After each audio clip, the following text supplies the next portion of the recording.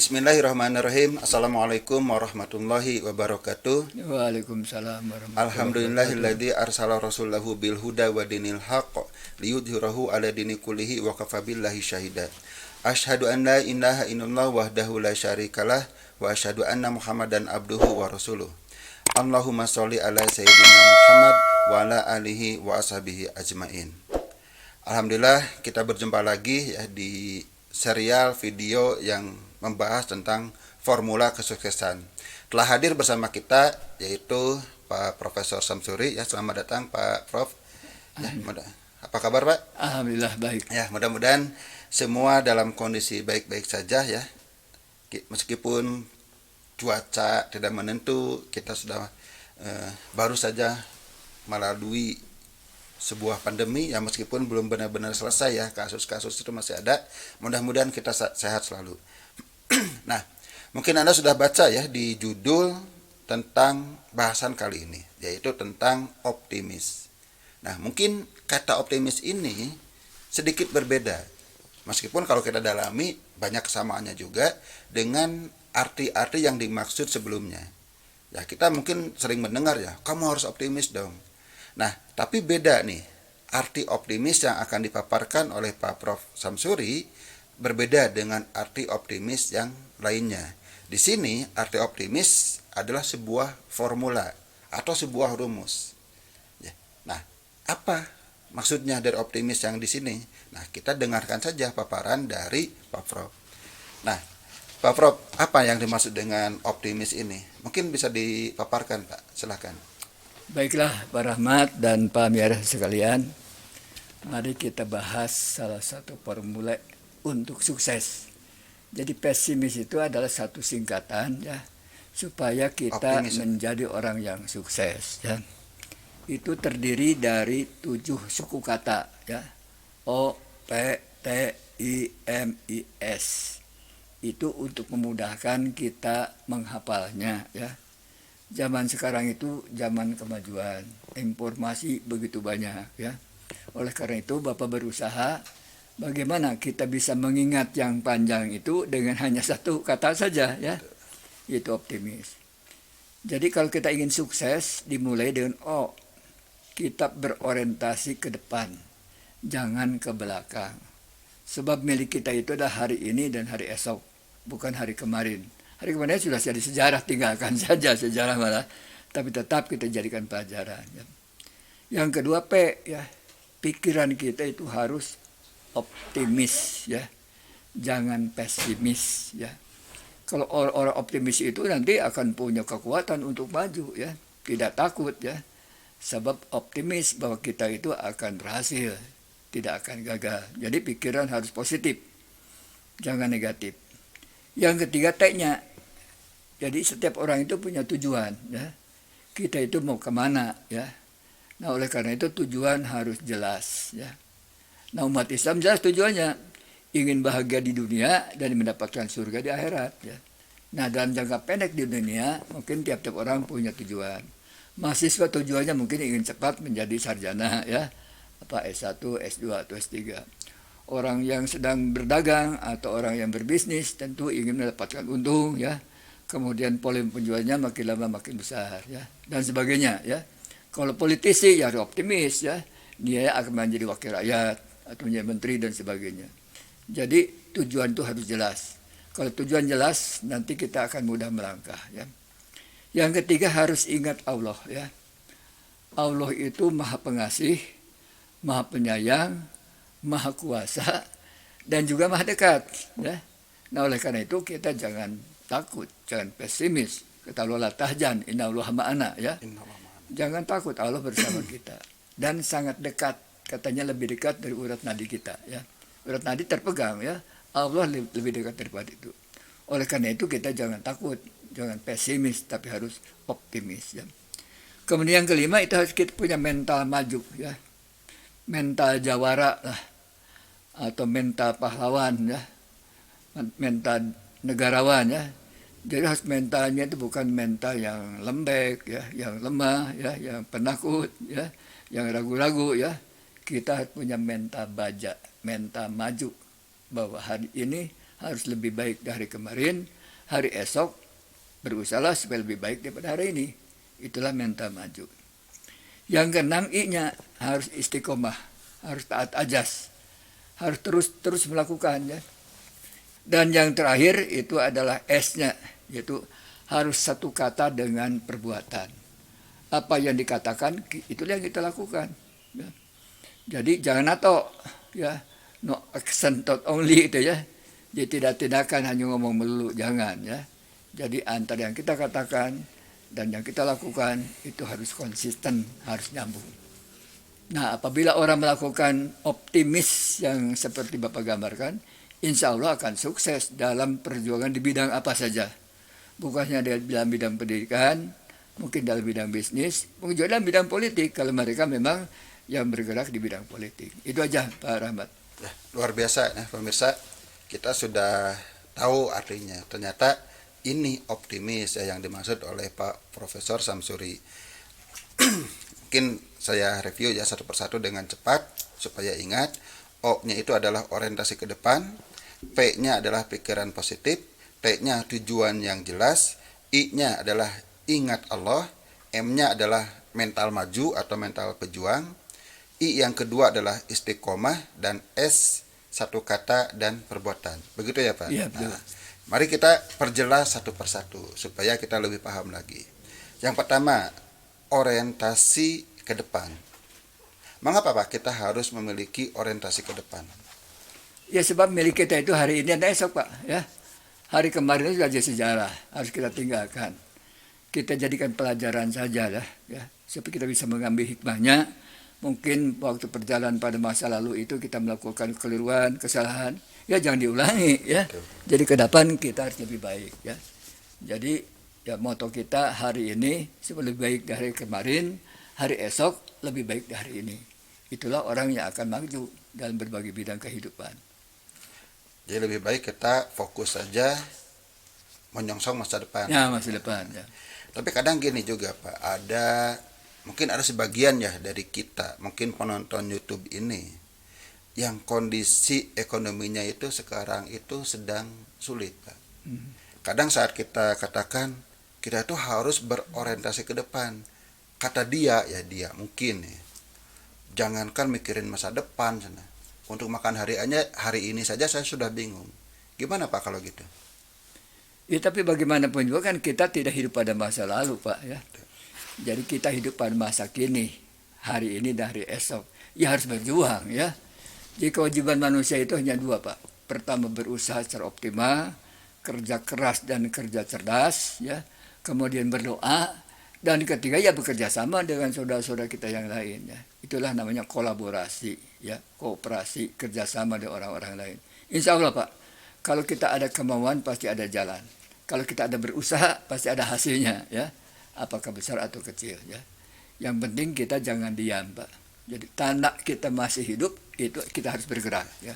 Bergerak maju. Jadi meskipun kondisi sekarang sedang sulit ya, artinya untuk makan hari ini sulit, tetap tidak boleh melupakan orientasi ke depan gitu ya. Jadi kita belajar pada burung Pak. Pada pagi hari burung itu pergi dengan perut kosong katanya. Tapi sore hari kepulang ke rumahnya itu perutnya sudah penuh ya. Nah, jadi dengan ikhtiar dia burung saja ya yang tidak sepinter manusia bisa mencari makanan. Masa kita orang yang namanya manusia punya otak, punya hati ya, punya Allah yang bisa diminta, punya teman-teman yang bisa minta bantuannya. Kalau oleh burung yang posisinya lebih rendah daripada kita. Oke, luar biasa. Jadi kita fokus orientasi ke depan. Oke, nah dalam orientasi ke depan itu aspek saja Pak yang harus ada dalam orientasi kita. Kan dalam kehidupan kita ya kita bukan hanya aspek ekonomi kan Pak, ada aspek yang lainnya. Misalnya kesehatan, ada aspek relasi ya dengan apa? Intinya 3 itu kan. Kekayaan, kesehatan dan relasi. Berarti ini yang dimaksud orientasi ke depan itu untuk ketiga hal ini Pak. Ya kan manusia itu oleh Allah telah dibekali Pak dengan berbagai perangkat kuat dan perangkat lunak ya. Perangkat kuatnya panca indera kita ya. Kita bisa berjalan, bisa melihat, bisa mendengar, bisa bicara ya. Itu perangkat keras yang diberikan oleh. Gunakan itu ya. Kemudian yang kedua kita juga diberikan perangkat lunak Pak. Diberikan otak ya. Katanya otak kita itu terdiri pada 100 miliar sel Pak ya. Banyak sekali kapasitasnya ya. Yang kedua ada perangkat hati ya. Hati nurani ya. Itu juga kita akan punya kekuatan untuk bisa mencakar masalah. Dan yang ketiga kita punya Allah ya, yang kita bisa minta kepadanya di mana dan kapan saja. Karena Allah itu katanya lebih dekat dibandingkan urat nadi kita ya. Jangan takut ya. Insya Allah kalau kita sudah mau melangkah, mau maju dan memanfaatkan potensi yang Allah berikan pada kita, manusia tidak akan kelaparan ya. Jadi orang yang lapar itu orang yang diam ya. Orang yang diam itu berarti mati ya. Sepanjang kita masih hidup kita harus bergerak. Oke, kita lanjut ke yang kedua Pak, tentang pikiran positif. Apa yang dimaksud dengan positif itu? Dalam berkaitan dengan pikiran positif. Pikiran positif itu Ya, seperti apa positif sih? itu yang optimis Pak, yang yakin ya bahwa usaha kita itu pasti ada hasilnya. Yang yakin bahwa usaha kita itu ada usaha yang halal ya. Jadi melihat masa depan itu dengan kacamata terang, bukan dengan kacamata hitam ya. Kalau orang pakai kacamata hitam, dunia itu menjadi hitam ya. Tapi kalau kita menggunakan kacamata terang, insya Allah dunia itu akan terang dan mudah dilihat oleh kita. Jadi harus positif, harus optimis ya. Jangan pesimis, jangan negatif. Nah, itu memang mental kita ya. Jadi mental yang seperti itulah yang akan menolong kita maju ke depan dan lalu berhasil. Termasuk saat kita mengalami misalnya kita ingin menyongsong masa depan yang lebih baik, kemudian kita bisnis, kemudian kita gagal. Kita harus selalu melihat secara pikiran positif ya Pak. Harus positif ya. Harus lihat bahwa kita masih punya potensi dah. Nah, ini kadang-kadang ada yang namanya metode untung Pak ya. Kalau kita misalnya naik kendaraan ya, kemudian mobil kita itu misalnya bertabrakan dengan orang lain ya, tersenggol ya, rusak sedikit, katakanlah untung lah ya, rusaknya sedikit ya. Nah, kalau kita misalnya berusaha ya, kemudian ruginya misalnya ya 1 juta rupiah lah, alhamdulillah untuk rugian tidak 200 juta gitu ya. Untung cuma 1 juta. Dengan hanya 1 juta ya. Dengan demikian ya, dengan metode untung artinya kita masih punya modal untuk bangkit kembali. Sebab sebenarnya modal manusia, potensi manusia sangat gede Pak. Coba tahu enggak nih Pak Rahmat ya, berapa harga jantung kita kalau beli secara buatan? Katanya ada di Jerman tadi mana ya, muat jantung buatan harganya berapa? Belum tahu Pak. 5 miliar. Wah. Ya. Juga organ-organ yang lainnya ya, mata kita akan dijual berapa ya, telinga kita berapa ya. Untuk panca masang kita ring berapa. aja katanya ratusan juta ya Pak. Itu ya. Jadi kita sangat kaya Pak ya. Jangan bilang kita itu miskin, kita sangat kaya ya. Tinggal kita memanfaatkan potensi yang ada pada kita dengan optimal. Ya, panca indera kita bukan main Pak kemampuannya. Otak kita ya, kebanyakan manusia otaknya tidak digunakan Pak, atau sedikit sekali menggunakannya. Juga hati kita, juga Allah kita yang maha agung maha besar ya. Minta kepadanya ya. Ya yang sungguh-sungguh mintanya gitu ya. Nah, kan ada pesan manjada wajada. Siapa yang berusaha pasti akan berhasil ya. Tadi berkaitan dengan banyak orang yang tidak menggunakan pikirannya. Sampai muncul ya anekdot katanya kalau pikiran orang Indonesia itu mahal-mahal Pak. Karena masih seger. Ya. Nah, kira-kira Pak kenapa Pak banyak orang yang malas berpikir? Ya, karena pertama tidak menyadari ya bahwa Allah pernah merintahkan ya, tuntutlah ilmu sejak lahir sampai masuk liang lahat. Itu perintah Allah ya. Jadi kalau mereka benar-benar misalnya menganut agama Islam ya dan mempelajari apa perintah-perintah Allah, pasti dia itu tidak akan malas belajar ya. Dan yang kedua, maka kita harus mensyukuri segala nikmat yang Allah berikan pada kita. Allah memberikan pada kita otak ya gunakan untuk berpikir ya. Nah, tentu saja ini akan terkait dengan metode pembelajaran kita ya. Bapak pernah belajar di Amerika Serikat ya, di kampus Ohio State University ya. Bapak masuk ke berbagai kelas. Di sana itu cara belajar itu lebih banyak orientasi kepada mahasiswa aktif ya. Dan juga aktifnya itu bukan hanya diomongkan, dipraktekkan ya. Bapak lihat setiap kelas itu ada 2 orang dosen ya, dosen pembina dengan asisten dosen. Dosen pembina itu tugasnya itu memberikan bahan baru, konten baru itu oleh profesor. Jadi kalau waktu belajar misalnya 2 jam ya, 1 jam untuk memberikan bahan baru Pak.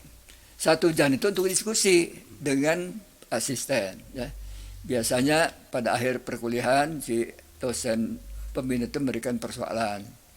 Nah untuk dipecahkan, itu pecah bersama-sama antara mahasiswa dengan si asisten tersebut. Tapi asisten juga sudah doktor di sana itu ya.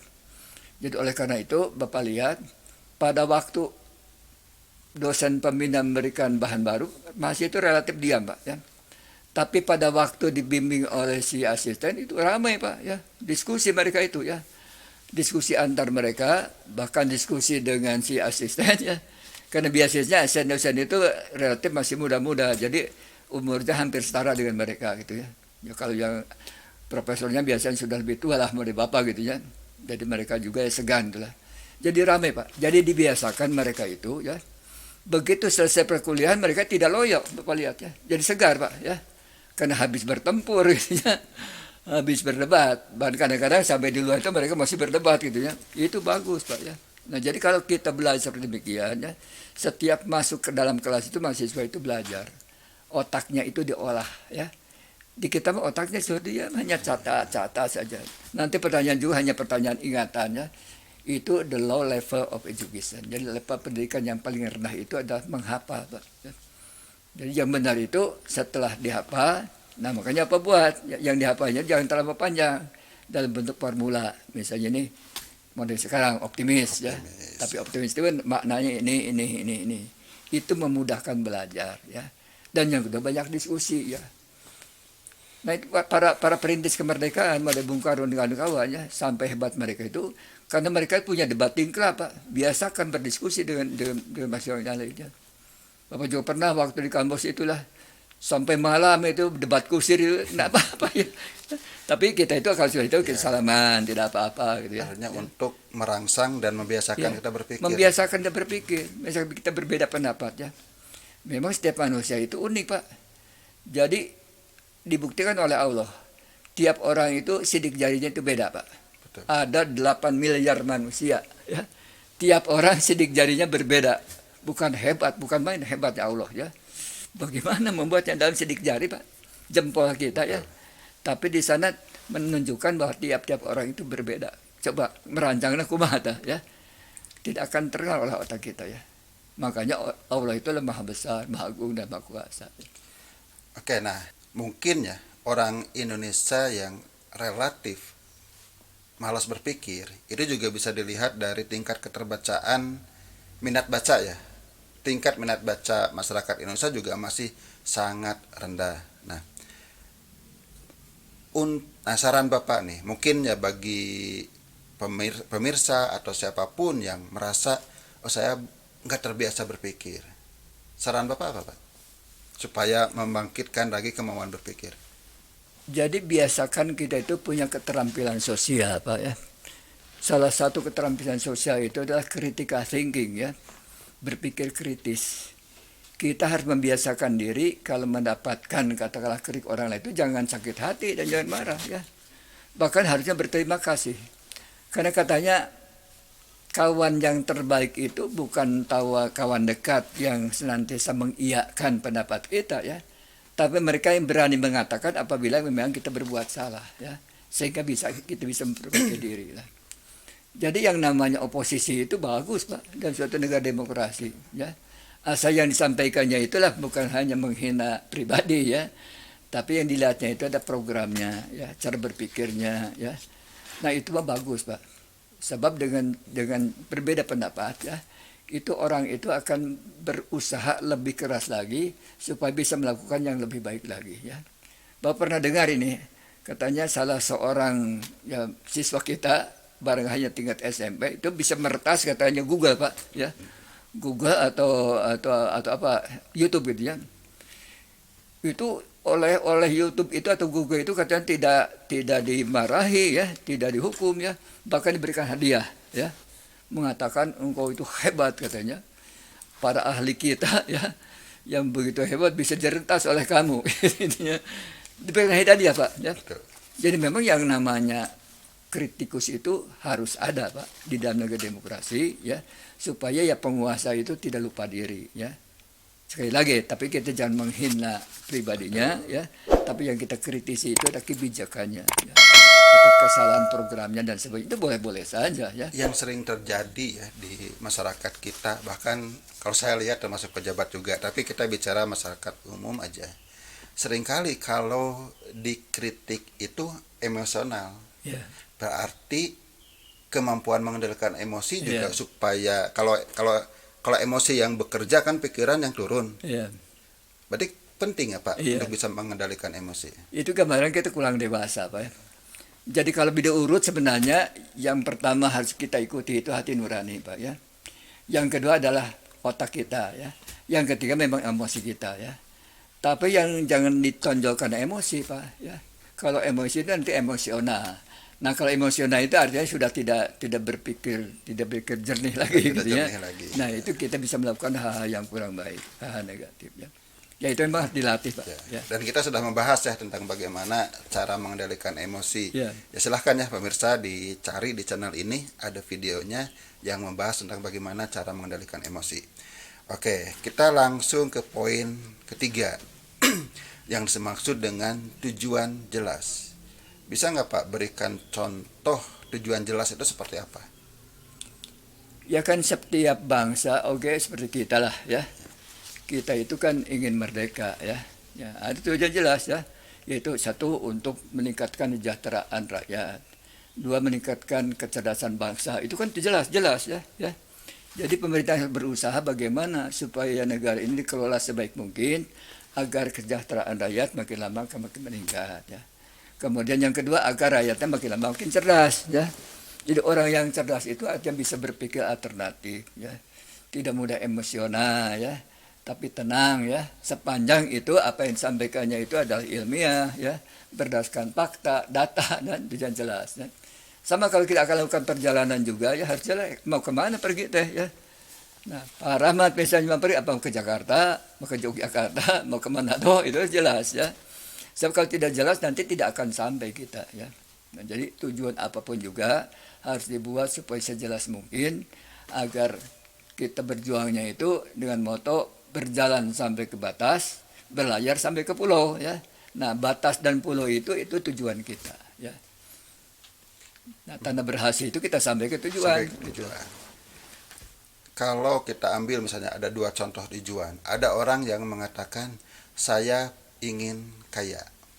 Kemudian ada orang lain yang mengatakan saya ingin mendapatkan penghasilan 1 miliar per bulan.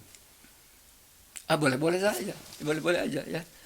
Hanya kalau kita mah orang yang beragama, khususnya umat Islam, tujuan besar kita mah bahagia di dunia ya, dan juga mendapatkan surga di akhirat. Nah itu tujuan kita ya. Ya artinya kita bahas dalam konteks itu aja dulu Pak. Iya. Dalam konteks dunia misalnya. Iya. Dalam konteks dunia mana yang lebih baik Pak? Saya pengen kaya atau saya pengen punya penghasilan 1 miliar per bulan?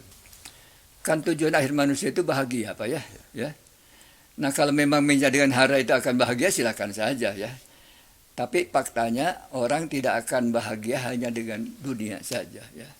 Sebab yang kita butuhkan itu kadang-kadang bukan hanya dunia ya, tapi ketenangan batin ya. Lebih-lebih ya memang kalau dunia diperolehnya dengan jalan yang baik, dunia halal mungkin tidak jadi masalah ya. Tapi seringkali kalau orang ingin cepat kaya ya, itu kan ada kata ada no shortcut for success ya. Jadi sukses untuk mendapatkan dunia juga ya. Yang benar mah tidak melalui jalan pendek ya.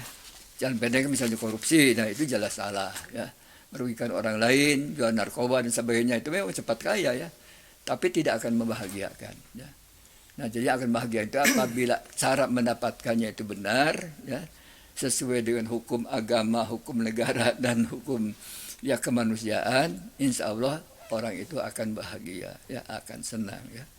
Harta terlalu banyak ya, kalau diperoleh dengan tidak baik mungkin tidak akan membahagiakan. Yakinlah Bapak. Ditambah lagi kebutuhan manusia makin sedikit Pak ya. Jadi untuk makan juga sedikit, untuk tempat tinggal juga sedikit. Orang yang punya mobil misalnya sampai puluhan itu yang dipakainya satu ya. Bahkan Bapak punya teman yang punya mobil mewah, tidak pernah dipakai Pak.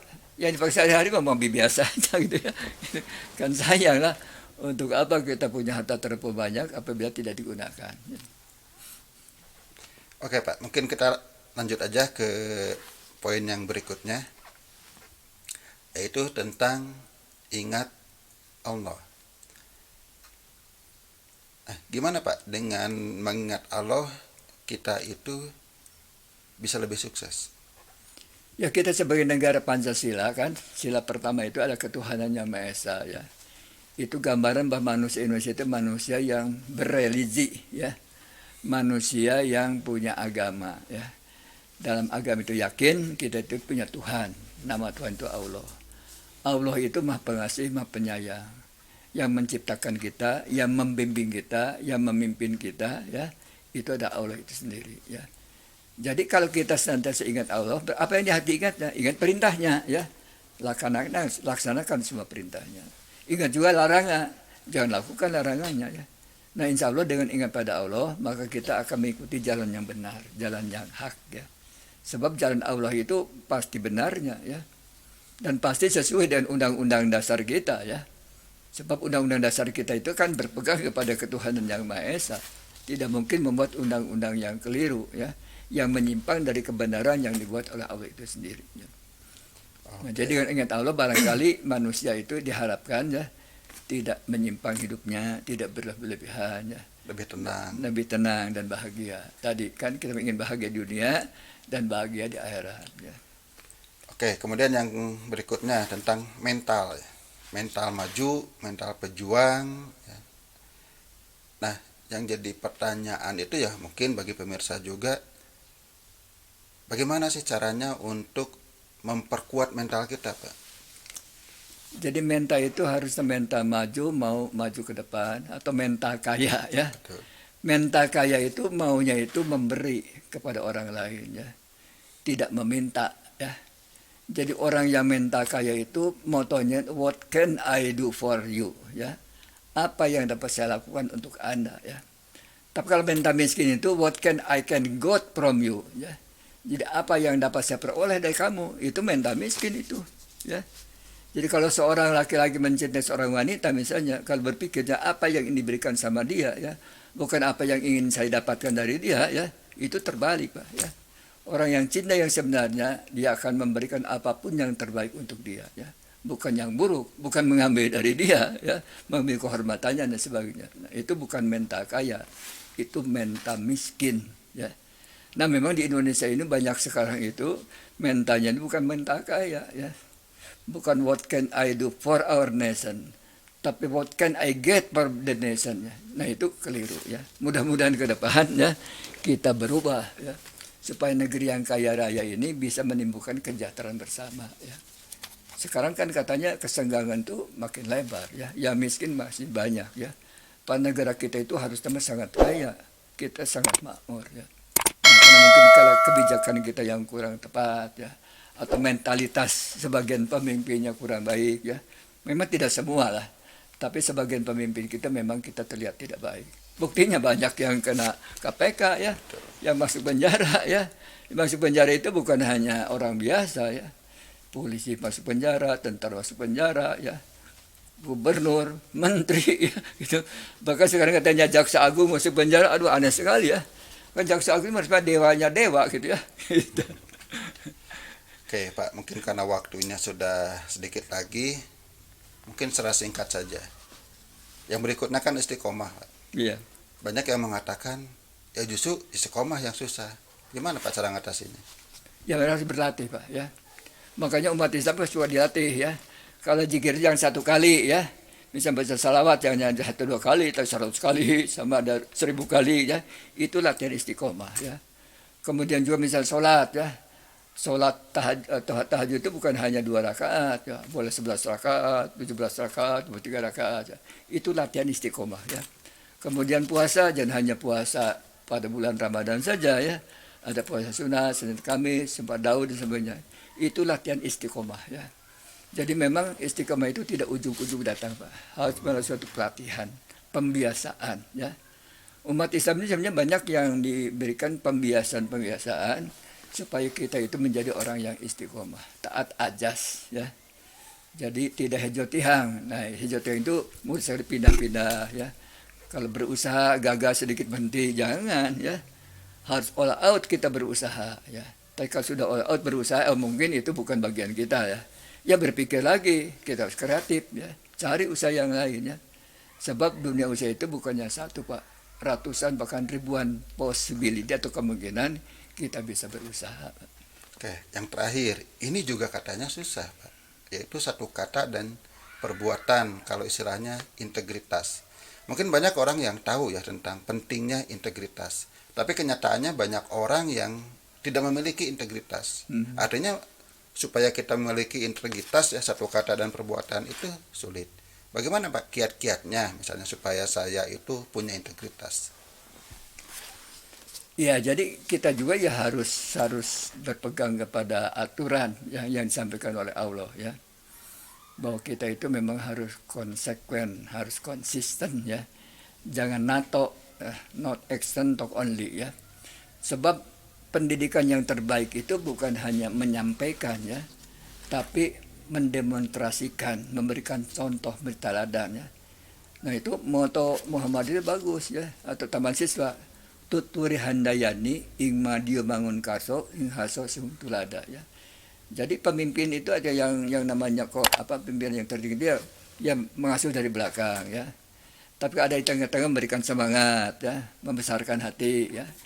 Dan kalau kebetulan kita bagian di depan ya harus menjadi contoh yang baik, ya teladan Pak. Jadi contoh yang terbaik itu adalah, atau pendidikan terbaik itu adalah keteladanan ya. Jadi kalau kita menjadi dosen, jadi guru ya harus jadi teladan yang baik ya. Datang jangan sampai telat ya, misalnya ya. Pakaian harus bagus ya, bahan harus dikuasai sepenuhnya ya. Kalau ada masih bertanya ya jangan marah, masih punya berbeda pendapat ya, berikan penjelasan dengan sejelas-jelasnya. Insya Allah ya, kalau kita berpegang kepada sikap ya, satu kata dengan perbuatan ya. Jadi antara yang dikatakan yang dilakukan ya harus satu arah, itu akan menjadi baik ya. Bapak waktu masih muda pernah tinggal di Jalan Pajajaran Pak ya. Nah di sana itu ada masjid kecil ya, masjid kecil milik pribadi ya. Namanya Pak Hidayat gitu ya. Dialah sebagai imam dan juga sebagai pengkhotbah setiap hari Jumat ya.